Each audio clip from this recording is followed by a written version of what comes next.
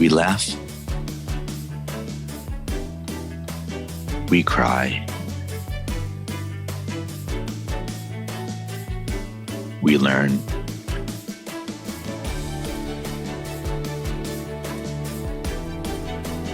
But really, what doesn't kill you makes you better at managing clients and everyone. I'm Morgan Friedman, and this is Client Horror Stories. Hey everyone, welcome to the latest episode of Client Horror Stories. I'm so excited for my early morning session with Paul Byrne today. How are you doing, Paul? I'm doing great. How are you, Morgan? I'm great, and I love your last name. Thanks. It's up there with the last name that's made for marketing. You know, my family, for whatever reason, they must have had a syllable budget because they named me Paul Byrne. I don't think you could make it any shorter unless they just gave me one name. I feel like everybody deserves at least 3, if not 4 syllables in their first and last names together, but I only got 2. So I guess it were hard times back then. We save money on the syllables. Yeah, they were paid by the syllable for the birth certificate, probably. With that, I'm so excited to hear your story. Tell us about your worst client horror story. All right. Well, this one was quite a while ago, so I'm glad that it's in the past. I'll give a little context of the client before I get to the worst part of the horror story. But this client, I feel, was somewhat cursed from the very start. And I mean it on their side, not on our side. So we were approached by this client, by their consultant and their CEO, et cetera, was a startup in the e-commerce space. Okay. And this startup sold very expensive products to designers. And so the designers would go to the website and they would make orders. So it was very much a B2B experience. Okay. And they had decided to build their website on Magento, and they had actually hired a firm to do the build that we were, I would say, friends with, which is common in 10 to 12 years ago when this happened, but even up to recently. You know, the Magento space was, I would say, uncrowded, and we were all just kind of collaborating, figuring out, how we could serve all these accounts. And so, there wasn't a lot of competition, or I should say there wasn't fierce, heated competition, rivalries between agencies. There was healthy competition, but we were all we all knew each other. We were all friends. Yes. Is that kind of situation. And not every industry is like that, but ours was at that time. And I would say it's changed a little bit since then, but for the most part, it's still a pretty chummy group. But they had failed to even begin the project within the time frame that the client was expecting. And so the client came to us and they canceled the contract with the other agency. And we started right away and we began, creating their website and their e-commerce site. And there was a fair amount of customization to it. It was actually a lot of fun to work on because they were kind of an innovative group in terms of, what they wanted to do. They knew their client extremely well. Right. And they knew their customers. So start off, it was fun, but it was a rescue. And rescues can be challenging. You never know if, the rescue was caused by something the client did or something the other agency did. But we soon found ourselves getting along with the client really well. And we got to the point we had launched their site and they were actually, they're starting to take some of these orders and they were really sort of working on the next level of the website, adding some really unique user experiences, sort of incorporating some tools that hadn't been done before. And we were like very heavy into the development phase, and we had several people working on it, and so we were just kind of heads down going forward. Yes. Now the client had always paid on time. I think we always had to remind them usually once, but they always paid within their payment terms. And at a certain point, and we were working really hard, so we were accumulating a lot of hours. The client got behind, and I was like, oh, I'm sure we can work things out with them. Like, I'm sure this is just an oversight. I knew that the CEO had been on vacation, etc. And so we were working, so we continued to kind of rack up our receivables with this client, assuming that because the relationship was good, everything would be fine. And I don't want to give the amount, but it was a big amount for us that they were on the hook for. And so I started having conversations with their CEO finally. And by the way, this only took like 6 weeks, 8 weeks to play out. This was not, it's not like we let them go for a year or something, and I come to find out, and I guess I had known that they were sponsored by a very wealthy businessman in Texas, and which is where we are as well, and found out that he had passed away. And so that was causing, obviously, when you're a startup and your number one investor, passes away, it's obviously going to throw a wrench in the works. I said, are we going to have any trouble like collecting on, the accounts receivables? And he said, well, right now I've been told to stop payments until we get clarification from legal counsel as to what the next step is. There's so much here to talk about. Let's analyze before we move on to the excitement of what happens next. Sure. First observation I want to make is there's a business risk factor that you kind of like every once in a while you hear about, but no one ever really thinks about or takes into account, which is sometimes called key man risk, or in the modern world of 2025, probably key person risk is what they probably say, which is, this key employee dying, and everyone's like, yeah, you died when you're 80 years old. This is a powerful example of, dude, like there are important people that are central to the thing working that might just die and mess everything up in what you're doing. Yeah, and I don't know how old he was. I thought I would have to guess he was maybe in his late 70s or early 80s. But previously had been in good health. I'd seen him, appear in a video and so forth. Like, I didn't really have any reason to think that that this could happen. But of course, it comes for us all, and it's always expected. And then, by the way, before we move on, a second comment I want to make on this situation is what also makes it interesting. It's not just a key man risk. It's not just, there's one key person, he can die and that can mess everything up, and you need to take that into account. But you didn't even know about that. Like, it's not one of your employees. It's not the client you're dealing with.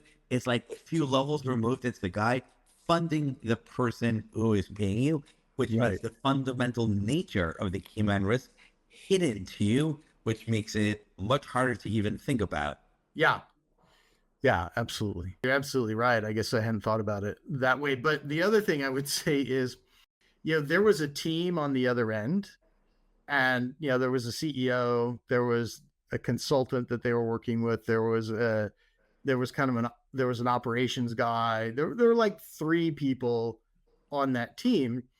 And so if you think about it, if anybody in the team had passed away, it might have slowed things down, but I think they would probably have continued going on, right? There would have been no reason for them to stop that I know of.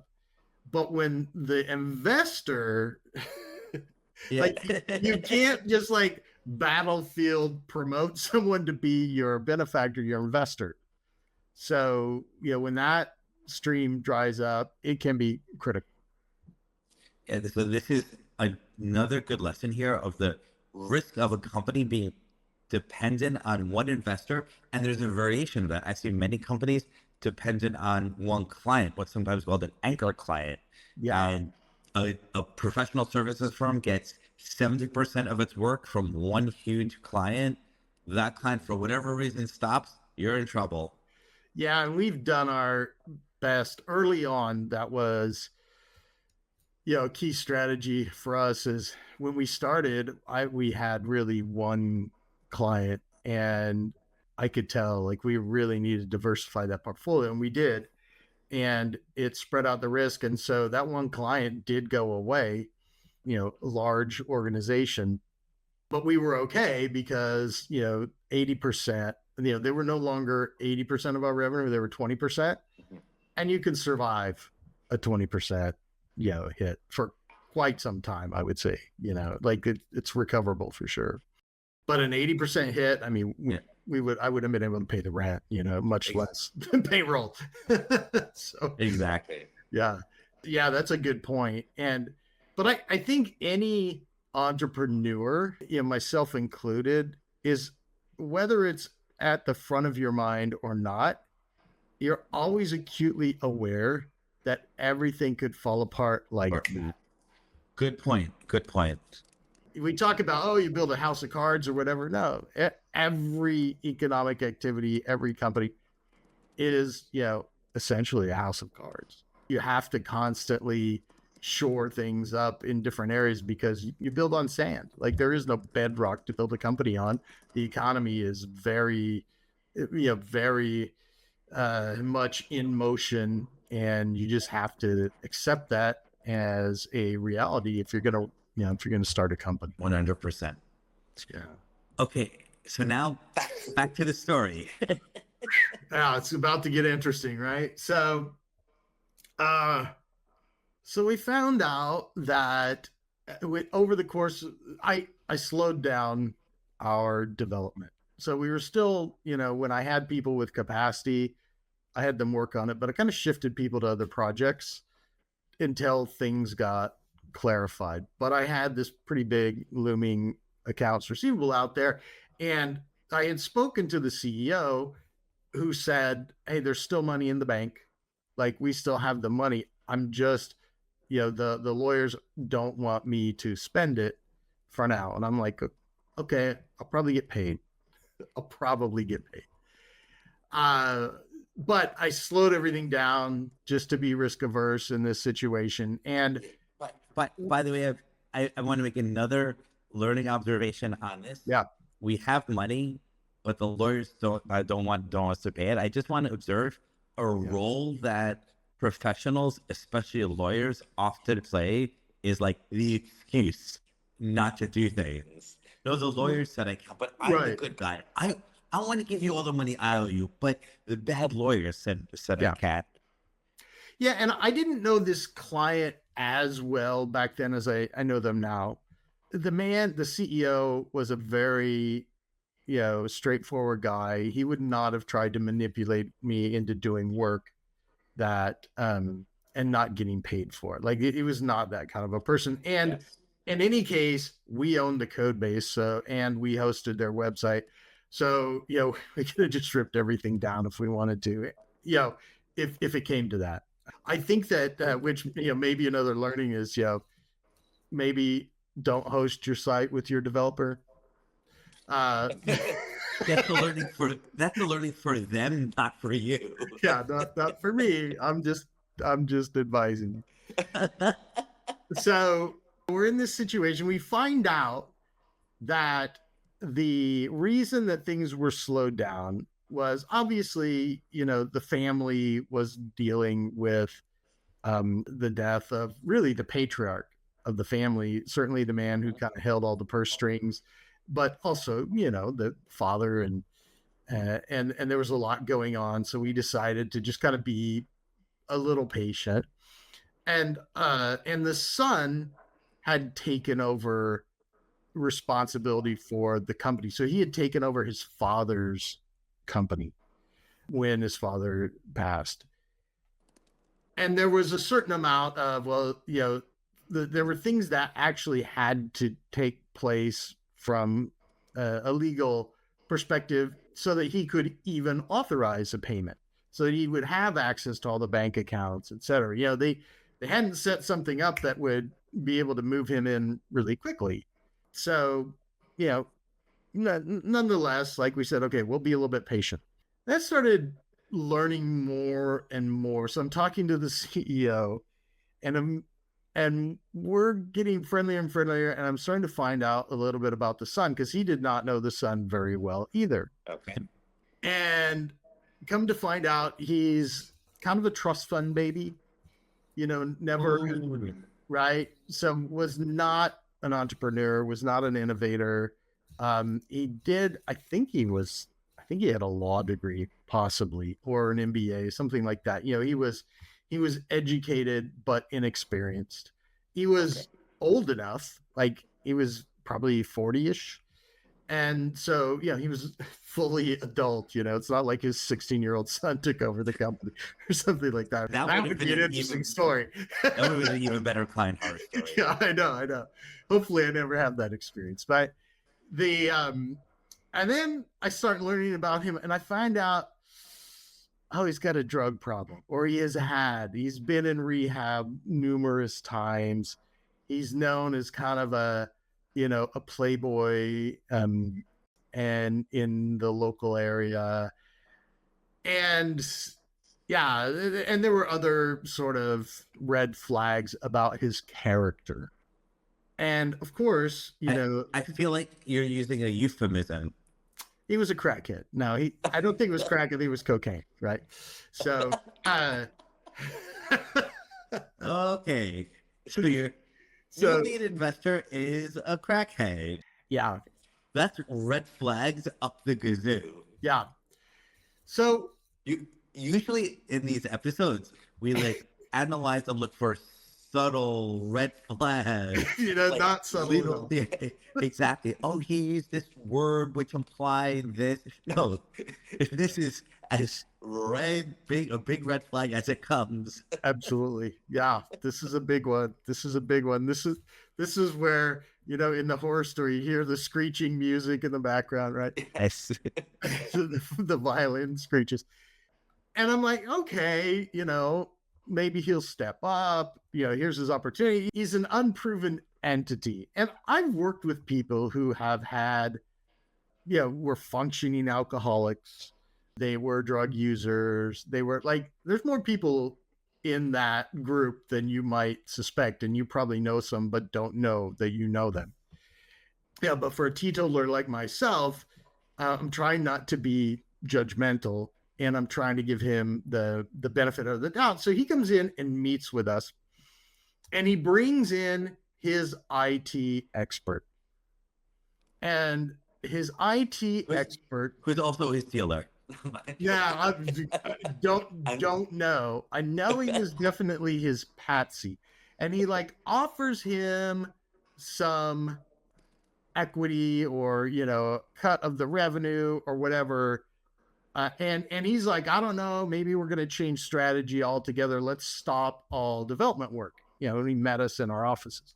And I said, okay, that's fine. I said, I was going to stop anyway, because we have this AR outstanding. When do you think we can expect that to be cleared up? And he said, oh, well, he's going to take care of it, because he's going to take over the company. Give him a couple days to get back to you.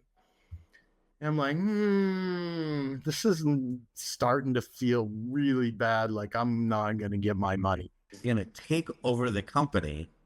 Yes, he's going to be the CEO. He's going to be the new CEO, new chairman. And so the CEO I was working with was ousted at that point. I was still in contact with him, but he was ousted. And so he starts communicating with us. And over the course of a few days, I realized that this man knew absolutely nothing about the web. He knew nothing about e-commerce. He knew nothing about technology, as far as I could tell. He was basically a sales guy for, a deal maker. And I don't even know if he was any good at that. Apparently the two had known each other for a long time, and, and he was going to fly out, because our client was based in another state. He was going to fly out there and go, and sort of deal with them on a day-to-day basis. But the son, the investor now, refused to reimburse his travel. And I'm like, oh my gosh, like, you got a new CEO, but you're not going to let him like get involved in it. And he knows nothing. And I'm like, God, this is going south. This is really going south. And it did. So what happened was the son, after a few more weeks, abandons the company. I didn't even know this was an option. He didn't put it in bankruptcy because he had the money. He withdrew all of the money from the startup into his own account. So they couldn't pay employees. They couldn't pay. And the guys in the startup, the ones who were still there, they were like, they wanted to keep it going. They're like, hey, we're getting traction in the marketplace. Like, this is going well. We want to continue this, right? And so they're like working for free. They're just trying to keep things going so that they don't lose all the clients. But eventually, like, they start thinking, maybe we don't need this investor. We can get somebody else. We can do something else. We're just going to move this company to our own, and we're going to make it our own, which, I don't even know. Like, and I asked a lawyer about this. I'm like, what do they own? What do they not own? If he abandoned the company, then where does, and he owes me a bunch of money at this point. Like, where does that all sit? Right. So before we hear what the lawyer said, yeah, I want to understand the abandonment. Did he just literally withdraw all money and vanish? And he said, close the company down. He didn't even he didn't even have the balls to fire the employees. He just said, I'm closing the company, and sent out an email, and the company was, in his mind, closed. And the employees, for a few days, they were hoping that they were going to be able to prevail on him, I don't know, get him into rehab, whatever they needed to do, so that they could actually continue the company. And so they still had access to the email accounts. They still had access to the server. They were still taking orders online at that point, right? And so it was kind of this, I don't know, like, other than weird, I don't know how to describe that situation. It was so bizarre. It was so surreal. There was, every day there was some new weird fact coming out about this guy that now owned the company, and the people he worked with, who turned out, like, he got rid of a couple of people that his father worked with. And honestly, I don't think he got rid of them. I think they knew him and they quit. and he brought in his own lawyer and a couple of other people, and he put them on the website of the company that owned the startup. But when you take all the money away and you abandon the company, which I guess is a legal term, I don't know, because he wasn't taking it bankrupt, because we could have gone after his assets if he was taking it bankrupt. He just stopped operating the company, right? And I could have prevailed on him in court. The folks in the startup, who were very smart, very motivated people, and they knew their business well, they're like, we think we can do this on our own, but we need the software. And I'm like, well, I reviewed my contract. I own the software because he didn't pay me, right? And the company's shut down. So a company that doesn't exist anymore can't have assets, can't claim any assets. So I'm like, you know what? Like, I will sell you guys the software on the promise that, you'll pay me back over time, on terms. So we put together kind of a that's not exactly what happened, right, because I don't want to say exactly what. Yeah. Right. But we came to an agreement, and they started up the company, the new company, really quickly, right? Like, within a few days, they knew all of the clients that they had. They already knew them personally before founding the company. And so, they just contacted everybody and said, hey, here's what happened. Like, here's the new website. We changed the name and all that, and made sure everything was cool. And they even said, look, if you've placed an order over there, we'll fulfill the order, right? As a way of kind of buying good faith. Right. And so like they were stand-up guys, right? Like I really appreciated the way they handled that situation. And so, I kind of thought we were in the clear. Now we stopped doing some of the feature enhancement, really slowed down. The development, we really weren't doing any new development. We were just, doing bug fixes and small enhancements, kind of maintenance tasks. You have to upgrade the software, you have to upgrade the security once in a while. And so we were just doing that. And and he says, hey, I'm being sued by the guy that, the son. And I'm like, okay. And he says, like, are you willing to testify on our behalf, like be deposed? And you'll be deposed by our lawyers and his lawyers. And I'm like, okay, that's fine. Right. And so there was us, so me personally, I don't know if anybody else in my company was deposed by these lawyers, but there were a couple of other people that were involved. I had them come to my office because, to be honest, like I figured I'd just save traffic time if I let them use my conference room. So they all came in, the lawyers came into our conference room, all this recording equipment, that he had, of course, the son could afford very expensive lawyers. Right. And the guys I was working with, they didn't have a lot of money for lawyers, but they had good lawyers. Like they had competent legal counsel. And so, they set up, and I was deposed for about 2 hours. And one thing I didn't know about deposition is that lawyers can object, or they can register an objection, which is basically meaning you can still respond. You still respond to the question, but they're going to see if the judge will strike that part of my testimony when they go to court. Okay. So about every 5 minutes, objection, grounds. Okay, here's the grounds, right? They're going back and forth.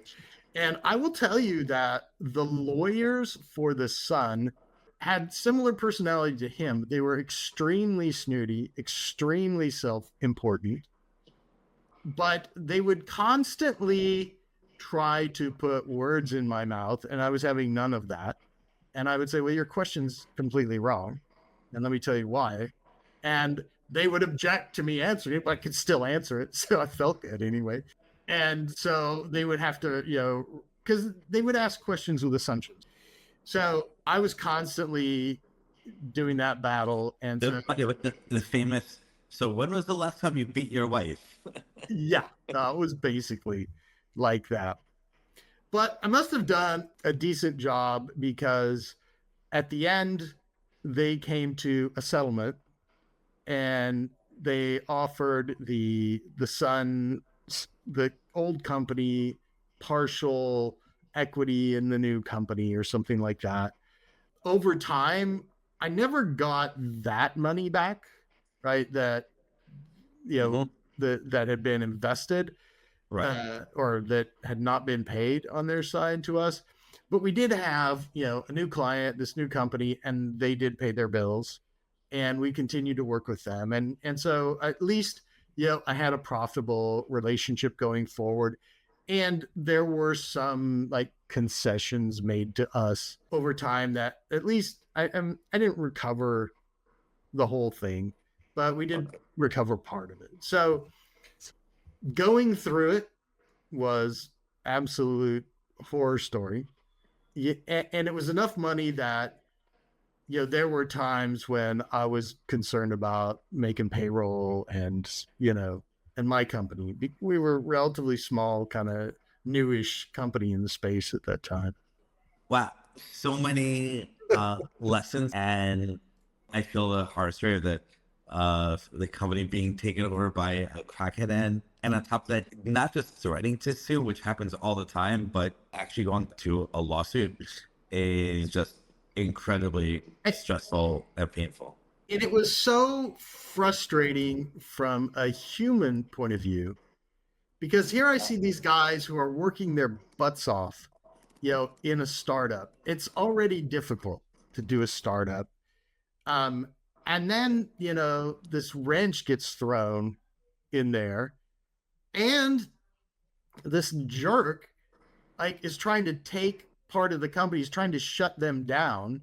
And it was a company he'd abandoned. Like, if you thought there was value in that company, like, why did you take all the money away? Why did you stiff me? Why did you do all of these things? Like, that there was just not, it was not good. And I had to look at it, oh, should I have worked with the new company? Like, technically those guys, owed me a lot of money. And I just, I don't know. I'm very practical. I don't feel like there's any value in sort of, playing the hurt person, I guess. Or if there's an opportunity in front of me from somebody who just, punched me in the face, it's all right. It's his brother. Technically, it wasn't them. It was someone else associated with them. I figured I knew these guys well enough. I trusted them well enough. And I also gave them very short payment terms. Like when they were a day late on payment, work stopped, right? And that was something that, maybe we should have done before, and I rarely let clients go without paying for a certain period of time. This was such a situation where we were working really hard, and, there was a death and so forth, that it was just such a weird situation that I decided to take the risk. And in the end, like, everything worked out okay. Our company thrived, their company's thriving today, and we're still good friends with them. We completed our work for them. We got them moved to a SaaS platform, so they no longer really needed like any of the maintenance tasks or anything. And once in a while they hit us up, they want some sort of special feature developed, and we continue to do business with them. So it's it ended up being a great relationship, but it was so frustrating to see this pretentious, spoiled child claim he had ownership of something that he really didn't. And he had no claim to it. He did nothing to build it. He did everything to destroy it. And now he wants a part of it. How does that work? Yeah. Unfortunately, life isn't fair. And It is I not. think one of the reasons why we exist is to learn and understand it, and then learn how to deal with the fundamental unfairness. Like, some people deal with unfairness by being angry and bitter. Yeah. Some people deal with unfairness by doing the best they can to try to improve it. Some people deal with the unfairness by not trying to improve it, but trying to accept it themselves, and surrounding fair style. Some people do not learn. They never take responsibility for their actions. Yes. This guy's actions had earned him a divorce, had earned him a custody battle, had earned, like, prior to that. And I'm not saying that everybody that's divorced is horrible, but in his case, like, that was what caused it. And he didn't learn from any of those lessons. And he just continued, as far as I know. And I'm guessing, like, he's probably bankrupt because, the company his father gave him. It's like lottery winners. It's like they're they're all bankrupt within a couple of years. I haven't followed him. He certainly hasn't been on the headline on the showing up like Mark Cuban or something like that, as a business leader, which I have my own problems with Mark Cuban, but whatever. He's just not a mover and a shaker. He never was. He fancied himself as such, but he's just a weak and really unhappy person. And I'd feel sorry for him. Like, I really did. It was just, it's so pathetic. You almost have to feel sorry for him. This also goes down to one of the other key lessons of existence, which is the good comes with the bad. And, like, on the one hand, I would like to have as much money as this guy had. On the other hand, that comes by the laws of the universe with these sorts of problems. And guess what? I'd rather not have that amount of money and also not have those problems. I know a couple of billionaires and some wealthy people like him. And I know enough about their lives to know that I would never trade their life for mine. I would never do it. I'm happy to be who I am. I'm not like extremely wealthy. Yeah, a certain amount of success with this company, but I'm not buying Bezos's yacht, off of him anytime soon. I feel like, yeah, it's not all about money. And some people think, well, as an entrepreneur, you're just about making money and all that. And I'm like, I don't know. That's a side benefit. That's not why I got into it. It's not how I got into it. I think I told you I rage quit my job. I just didn't want to be part of that world anymore. And I wanted to work in a company that I liked working in. And the only way to do that was to start my own company, as far as I could tell. So that's what I ended up doing. Two thoughts on that, and then we can wrap up on entrepreneurs not being in for the money. I would classify into two types. As a startup Silicon Valley guy, there's kind of like the old startup nerd and the new guys were like the old style 70s, 80s, 90s, these Unix nerds that built for the love of building, and building for the love of building is like a God-given power. It's amazing. And then in the last 15 years, it's been taken over by the MBEs and the suits, and that's much more the New York style. Okay, how do we make the most money quickest? In the old style, it's very noble. Yeah, you look at what's happened to Google. Yeah, when the salespeople and the lawyers get involved, the business is going to start failing, and they're just milking it now. But and then to tie it into the other point about not wanting to trade their lives, knowing billionaires and would never want to trade their lives for us, I'm a huge Jim Carrey fan. Two of the three best movies ever, by my view of the universe, were Jim Carrey movies.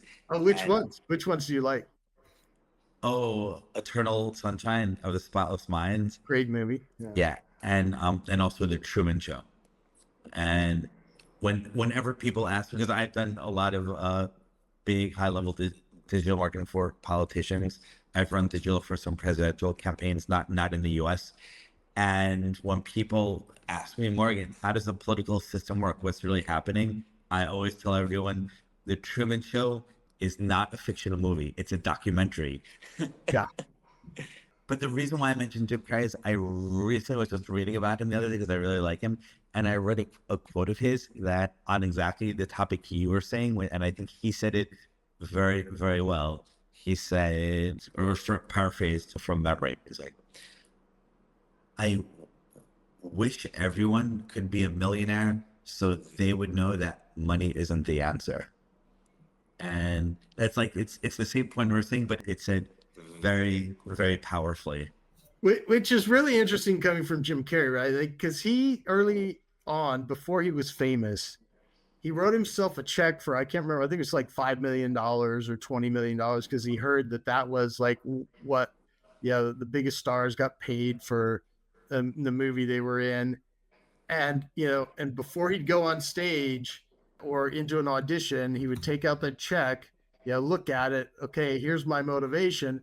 And he would go perform his heart out because that's what he wanted to do. And then he gets to that point and he realizes that it's not what he was after. Like he was chasing the wrong thing for many years. And I think it's interesting to see that evolution in him and his personality.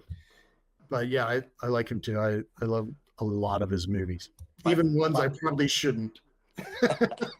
By the way, something powerful about Jim Carrey is, to speak to your point, is he is the lesson in the power of self-transformation.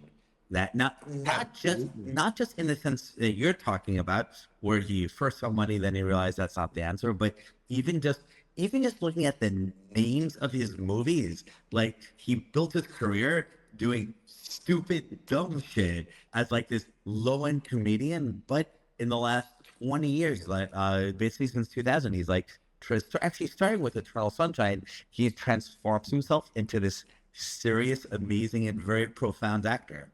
I think so. Yeah. And seems to be interested in movies for, what I guess what their message is, or what the character learns more than if he thinks it's going to be a commercial success. And he's had a few flops, which in my mind, some of those were actually quite good movies, and had sort of profound messages. So I would agree with that 100%. What flop of his would you recommend I watch? So there are, I guess, a couple, but probably the name of the movie was the name of a movie theater. It was like the Imperial or something. Something like that. Yeah, something like that. I'd have to look it up. I really liked that movie, even though like it was panned critically. I felt like it was pretty thoughtful piece of art. And then I guess one that I feel it was kind of in the in-between period for him. And honestly, like the movie was like a little cruder than I like, but Me, Myself, and Irene was also, two sides of a person. And I feel like he was kind of going through that battle of which one was he going to be when he made that movie. And that's what made it interesting to me. Like, I don't think the movie's that great on its own, but it was interesting knowing kind of like where his head was at the time that he made that movie. And I thought that was pretty cool. I'm adding these two movies to my list of movies to watch. And with this, it's been a great episode, great story. I hope that any investor of mine or any client of mine is never taken over by a crackhead. I mean, cokehead, probably cokehead. He could afford the good stuff. So cokehead makes all of the difference. I appreciate that distinction. It's been great getting to know you. A wonderful episode, and everyone who's made it this far to the end, thank you for watching. We hope you've learned as much and enjoyed it as much as we have. Yeah, absolutely. Thanks, Morgan. Thank you.